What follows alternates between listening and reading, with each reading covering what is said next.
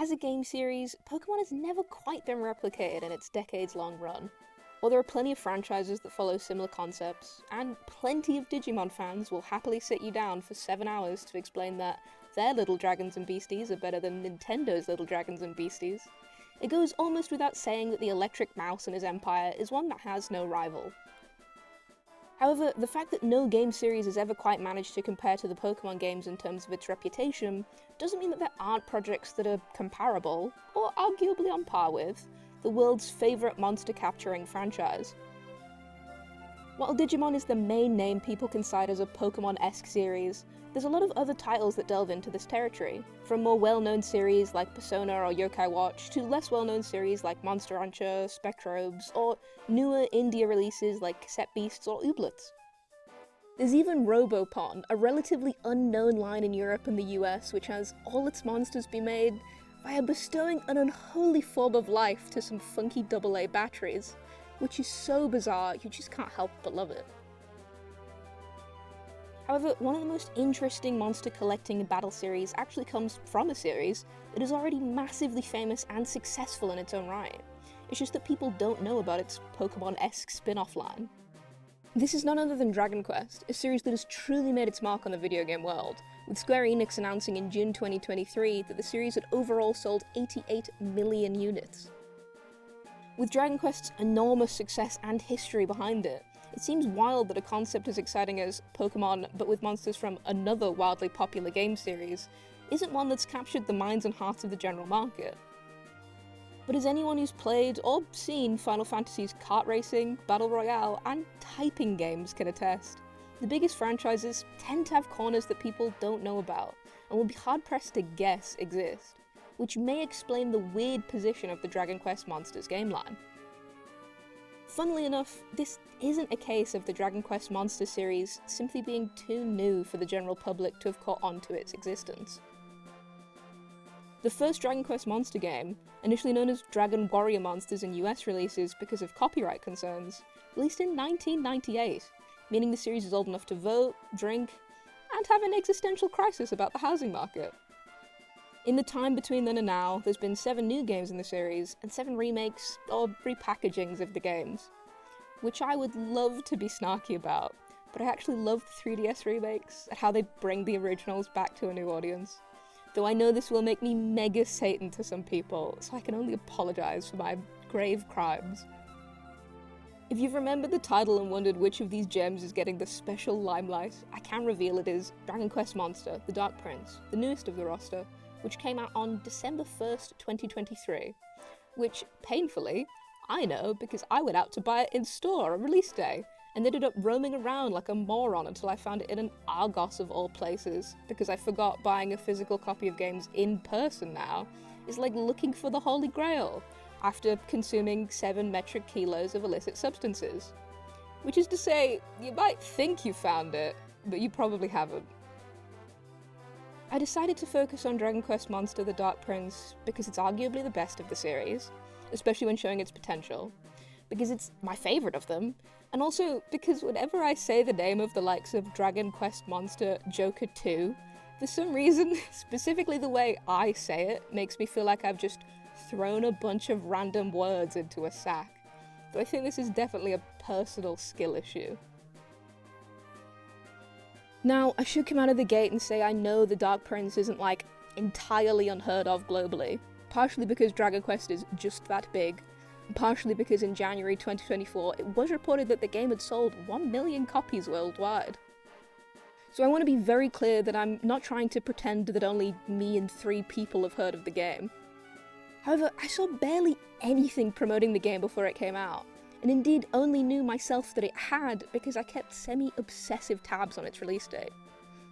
Given a lot of other people who were actively interested in it missed its release because they also never saw any promotion for it, and indeed in the UK and US it seems the audience for the series is a lot lower, despite having a lot of Monster Training game fans, it seems there's a world of people that would have absolutely eaten the game up had they so much as seen a blurry JPEG from 7 yards away. Dragon Quest Monster The Dark Prince combines all the most brilliant and most bizarre parts of the spin-off series into one, not perfect, but thoroughly lovable bundle. In fact, I think I can perhaps best sum this up by giving you a little sample of some of the English dub, which I accidentally picked up in my hurry to start playing the game, and which is quite possibly the greatest mistake of my life. Well, that won't fly, mister. If you take it, I'll lose my job. My name is Percival. Prithee, state thy business here. You took my mummy and daddy!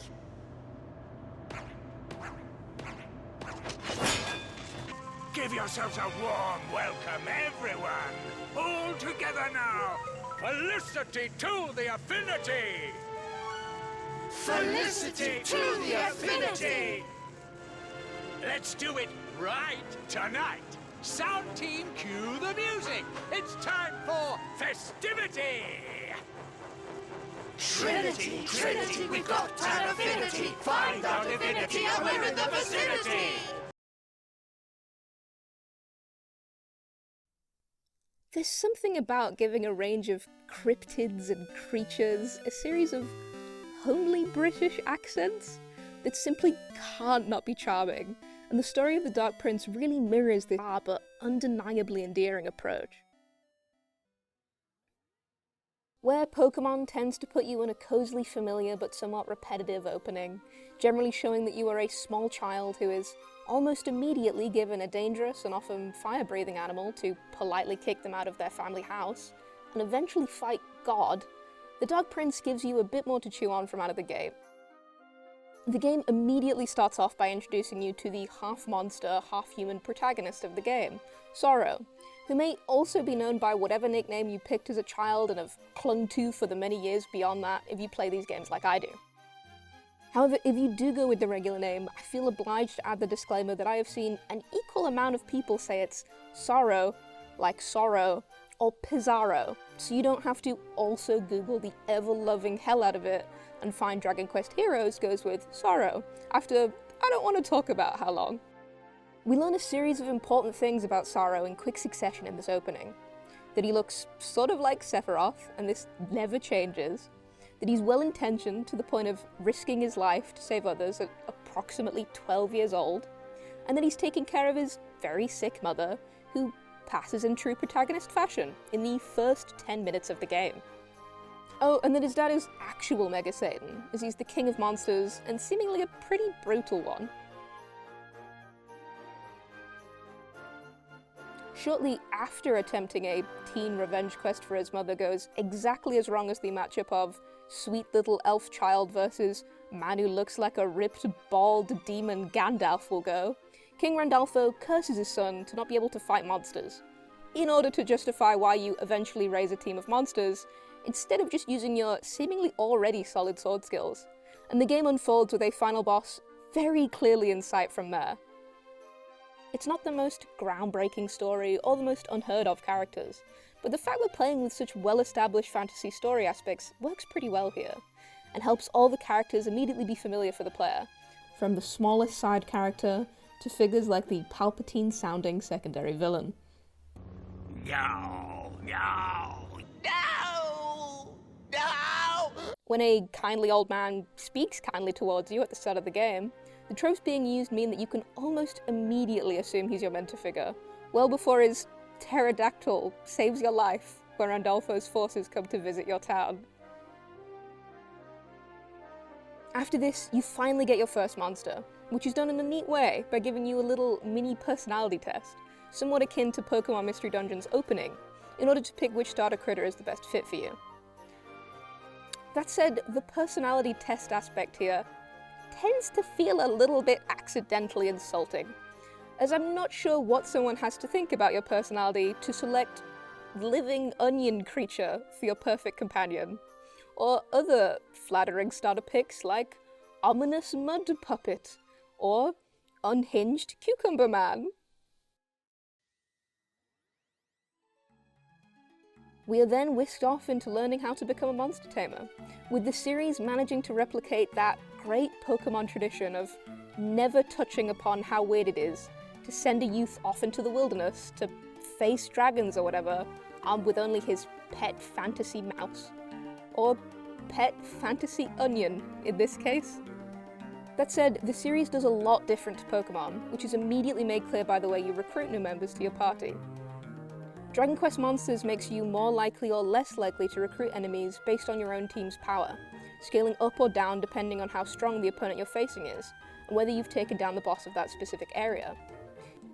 It's a pretty nifty way of approaching things, as it not only shows you exactly what your odds are, but also makes it clear there's almost always at least a sliver of a chance you can win over even the biggest of big boys, which also sort of encourages you to try befriending even the most enormous, all-powerful looking feral creatures, just to see whether it's a lost cause or not. The monster system is also immediately different in that who you can find is greatly affected by the season the game is currently in, which changes basically every few minutes or so, and alters both the landscape around you and what critters are chasing you down like you owe them money. Most levels also have some special areas locked behind certain seasons, though how useful these areas are vary wildly, since you can get extremely rare monsters from eggs hidden away in some of these locales, meaning sometimes your reward is the equivalent of some loose change in an old lint-covered sweet, and sometimes you are rewarded with basically a baby gold-plated bazooka if your egg holds something particularly powerful. The eggs don't show up for a good chunk of the plot though, letting you instead focus on the main way to enhance your team, monster fusion. This is a concept that should be familiar to those who've stepped outside of the cozy warmth of Pokemon, as Digimon games use a not dissimilar fusion process for some monster enhancing, and Persona's fusion system is very similar, allowing players to combine two creatures in order to try and craft one better one by smushing them together, with the new monster getting half of the skill points in whatever trees you put points in for its parents.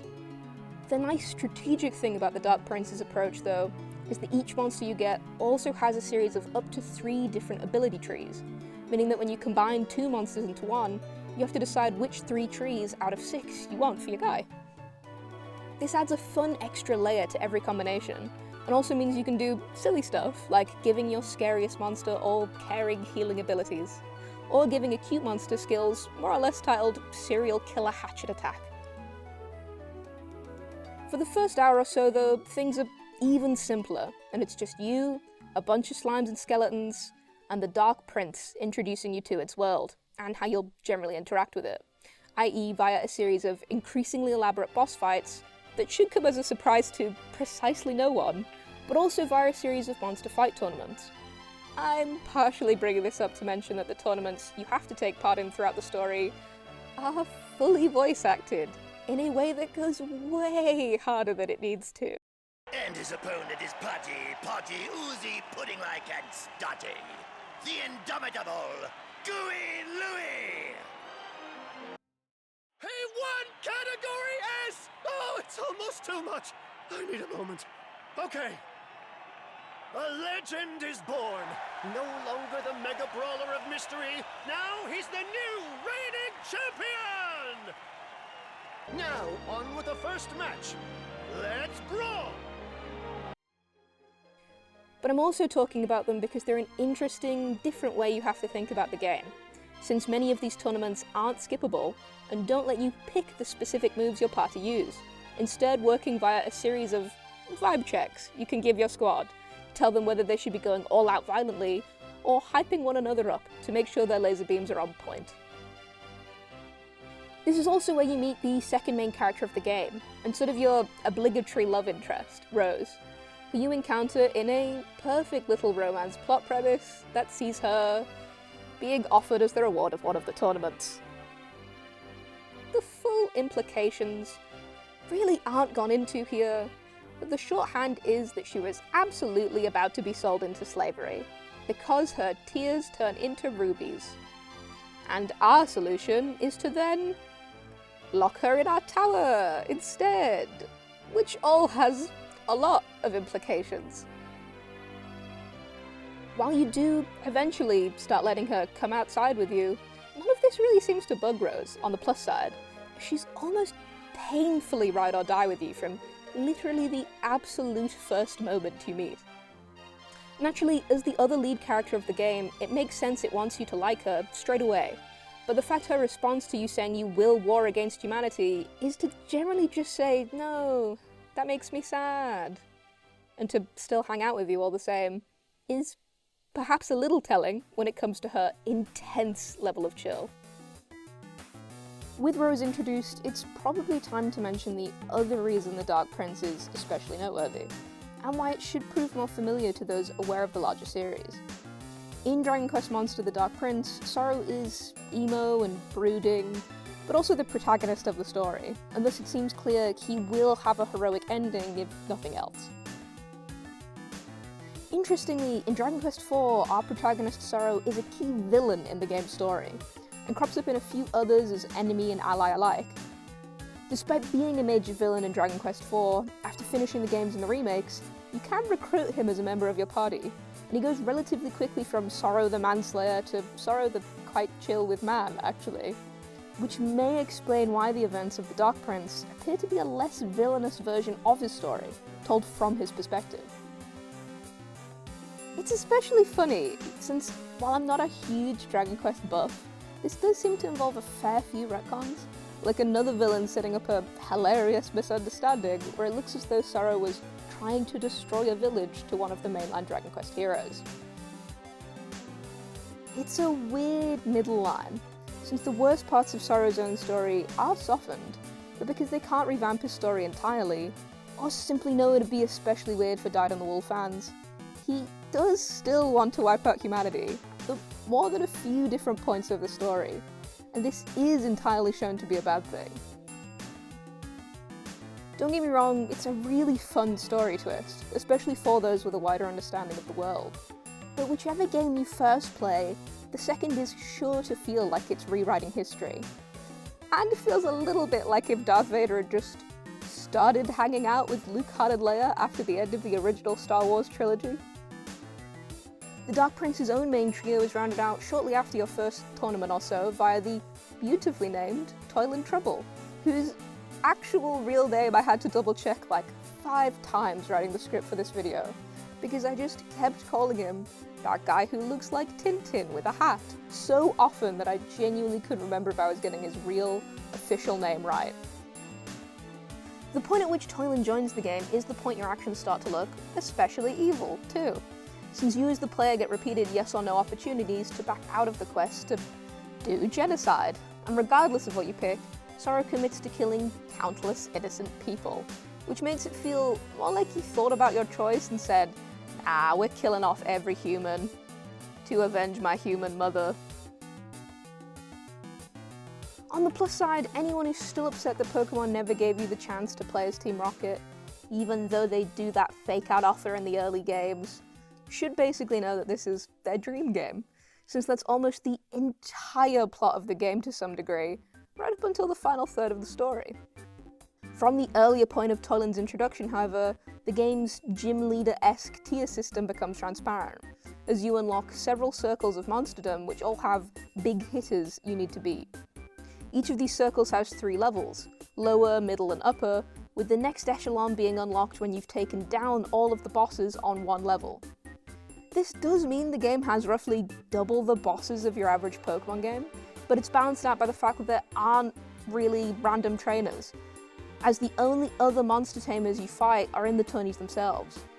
Which is a bit weird, because prior Dragon Quest Monsters games at least popped a few wandering trainers around to convince you that you weren't the only person actively training your monsters in the entire damn world. But given how much it struggles loading everything in sometimes, maybe this is for the best. As it stands though, you spend most of the early circles actively helping monsters, partially to give you cute allies to want to help, and seemingly partially so you see Sorrow do some nice stuff early on, before he starts going all fantasy dictator with things. That first part might also be why you get so many allies, because by the end you've got Toylan as well as like 4 monster advisors / sidekicks, which seems like way more than you need, especially since they tend to only appear very briefly. The puzzles also start cropping up here, though it's hard to really note many of the earlier ones, because they tend to be that easy. They never reach mind-bending level, of course, because it's not a puzzle game at heart, but there's a few that make this worth noting as an extra little win to keep you engaged. though they vary wildly in how enjoyable I found them as someone who is the opposite of the Riddler in puzzle skill, going from cursed rotating bridge puzzle that managed to stump me for a little while, despite being made of approximately 3 buttons, to the pudding puzzle that is just extremely satisfying to play and watch. Honestly, I think that whatever other people get out of ASMR, I get out of this. Just look at it.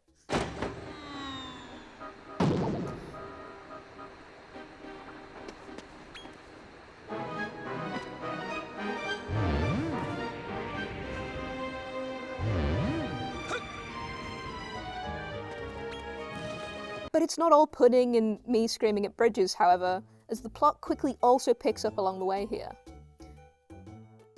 Without making the honestly quite complex plot of the Dark Prince into its own full video, after some time hanging out with your new true ride or die Toyland, you're introduced to the overarching baddie of the game via his sidekick, Fergal.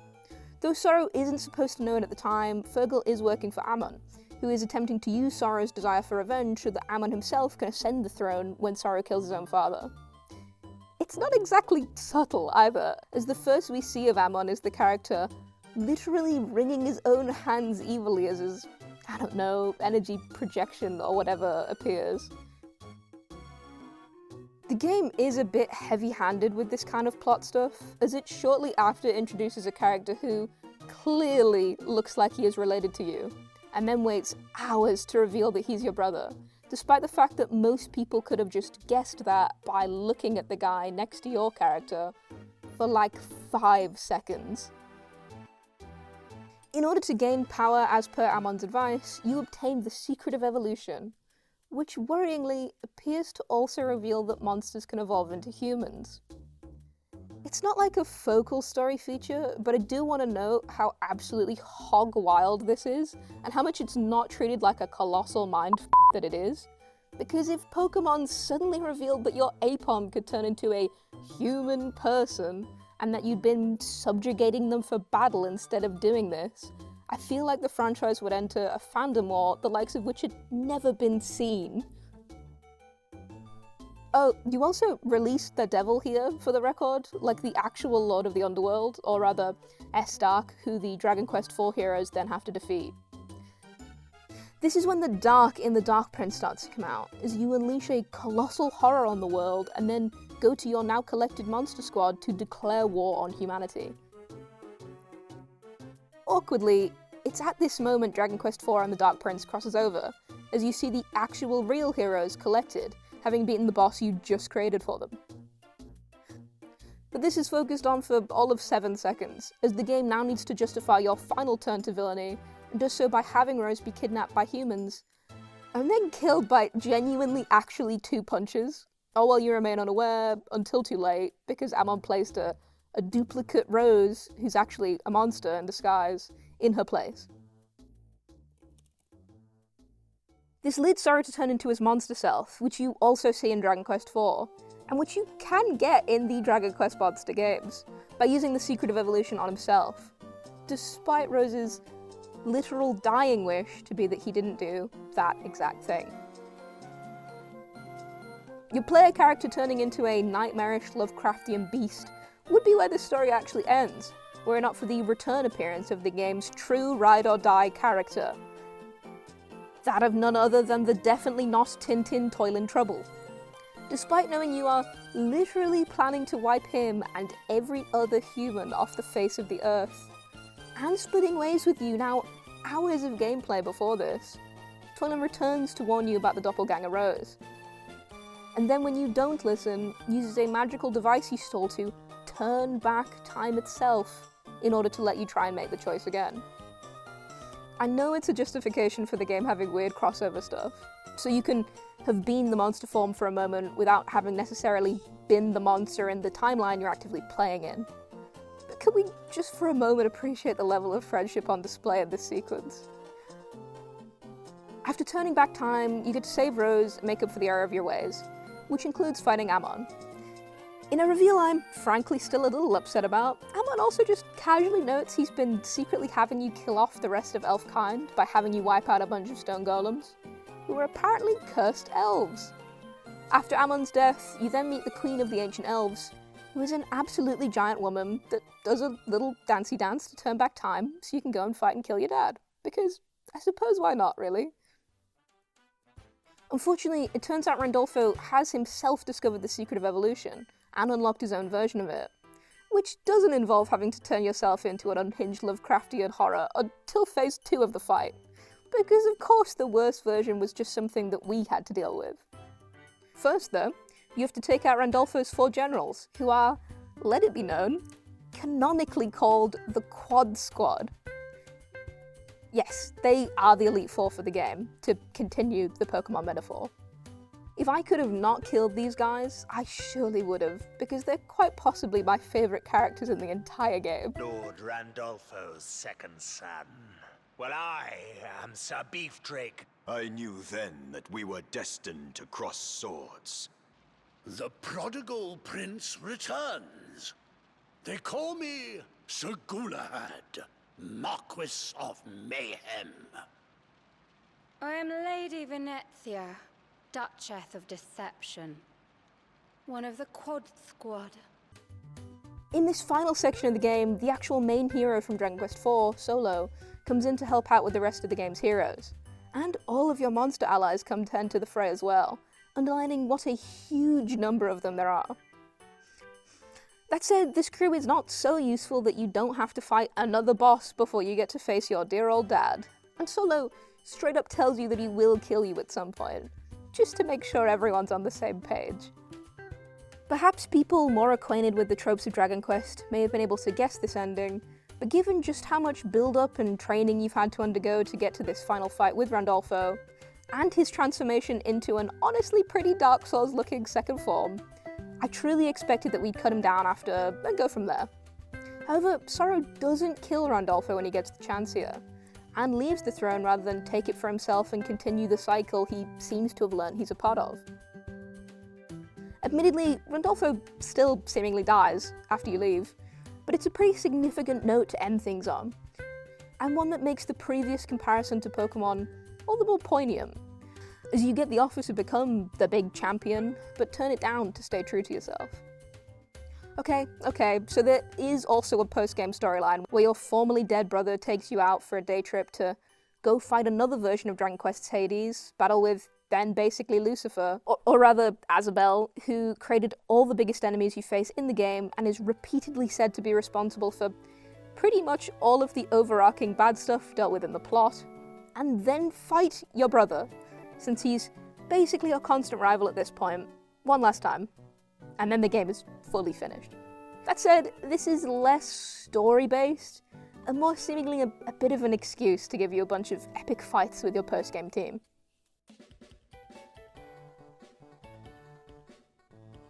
Now, I do feel I should take a moment here to focus on Dragon Quest Monsters, the Dark Prince's flaws, because anyone who has seen the render distance on this game knows it's not without its caveats.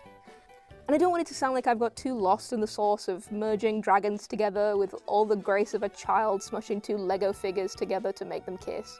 Let me just start with something really crucial if you've not played this game and are thinking about it. My Switch has never crashed so much, or for seemingly such a random series of reasons, in my entire time owning it. And it's by no means the most graphically complex release I've got on it. There were also some weird bugs that I simply lacked the sick tech know-how to work out, and I've had to file under the part of my brain where I also locked away my attempts to learn about algebra and social skills. At one point, I recruited a slime and the game just stopped and showed me voided out monster spaces, all at the maximum level for the game, and then froze that screen onto it while I could see a little critter still dancing on the original fight screen taking place behind it. As I just mentioned, the render distance would make anyone who's complained about Skyrim's immediately throw up and begin crying. Some of the animation can be quite janky, and sometimes enemies render in basically already half wedged inside your brain. I will say, I think I would be a lot more salty about this if the game didn't constantly save in the background, so any crashes gave me a bit of a Groundhog Day experience instead of ruining my day. However, I also think I might have gotten lucky here with this, to some degree, as the worst thing that happened for me timing-wise is that I had to fight a fairly easy boss I'd already over-prepped for. Essentially, your mileage may vary when it comes to this part of things, though in a weird, entirely messed up way. The crashing did give me some nostalgia for all the games I've played in my life, and their respective janks. The Day 1 DLC is also something that was naturally controversial, especially since the otherwise delightfully named Mole Hole DLC is basically a way to streamline the game and your experience capturing and creating new monsters, since you can use it to find and recruit a new version of any monster you've got before, regardless of how rare they are. I've seen divided stuff about this, as some people have said it's most useful for hardcore fans who want to create the entire monster bestiary, and thus less problematic than locking something like a post-game story DLC behind a paywall, but the concept of paying for something just to save hours on the game does feel a little dystopian, even if the games industry has shown us things can be much worse. But with all that said, there's a real heart to the game that overwhelms all this for me, and meant that even when I was cursing its name as I read a puzzle from another crash, I don't think I ever would have had it in me to put the game down, as any performance issues are balanced out by its heart, which I like to think may be something someone has said about me as well at some point. There's something about being able to fuse your monsters into the form of your own tortured green monster self, after setting up an elaborate creature combination path to get there for who knows how long, or killing basically God armed with a fancy-looking slime, a weird dog, a clown, and a headless guy, that really helps show what makes the overarching series so damn compelling. How many other games can you fight a winged demon with a mustache who's eating donuts while talking about their gains? I'm sure there are others, but I certainly don't know them, and there certainly can't be many, though I will take any and all recommendations. For a while, I ummed and ahed about making this video, because I knew I couldn't outright say, absolutely, yes, 11 out of 10 game, no flaws, put it in a museum. But I think to some degree, saying my experience wasn't perfect, and yet I still loved it, and still got that childish excitement and wonder that hasn't changed from all those years ago picking up my first Pokemon game, actually might mean more. As such, if you've made it this far, firstly, wow, and secondly, thanks for listening. I've wanted to make something like this for a long time, and getting to goof around making it has been so much fun that I think even if only I ever watched it the whole way, that'd still be alright with me. So anyone else doing so is pretty mind-boggling to think about. As I hope sort of all of this has said, if you haven't played the Dragon Quest monster games before, I would say The Dark Prince might be worth a shot if you've liked the sound of it. And if you've watched because of your own memories playing it, I hope you had just as much fun, if not more fun, than I did with it.